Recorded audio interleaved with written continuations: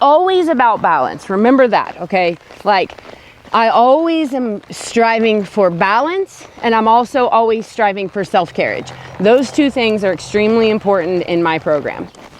And again, on a horse that is already too disconnected, I'm not going to do this. But on a horse like him that stays really connected through the turn and almost elevates and gets that hip up under him too much, I will kind of not even full on disengage it. I don't call it a disengage because I don't want the front end to stop. I think if you're disengaging the hip, you're stopping the front end and stepping the hip away. I want the front end to keep coming as well. I just want the hip to step with it and not lock to the inside.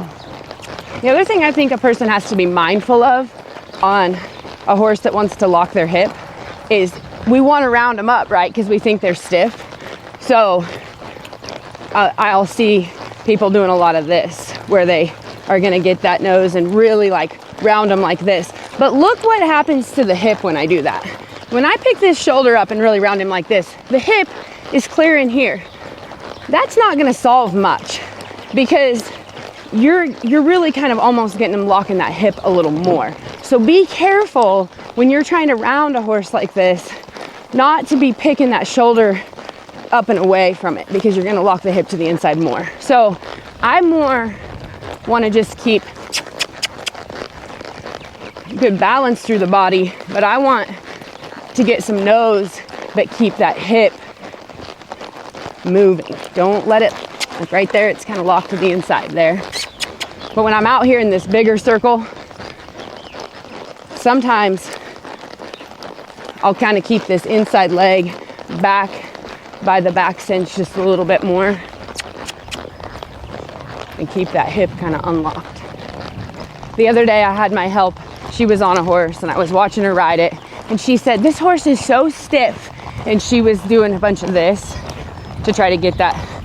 But look how my horse is not, he's moving over because he knows to move over, but there's no softness through his body doing that. Okay, she was trying to do this to do it. Okay, so I told her, I'm like, widen your hands. And this is really hard for people because when a horse feels like they're pushing in and being stiff right here, our first reaction is to go here.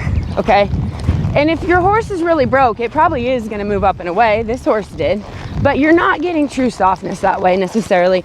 And if they're green, like this other horse that she was riding is, they're not going to do that as well. So I told her to widen her hands, get this hand over here, over the point of the shoulder and down low, and pull here. And use your legs to drive her up into that. And look at that. Look at all that softness. There's nowhere else they can, when they get soft to this, they have to open their rib cage up because there's no way that they can get soft without opening their rib cage if my hand is right here. They just physically can't do it.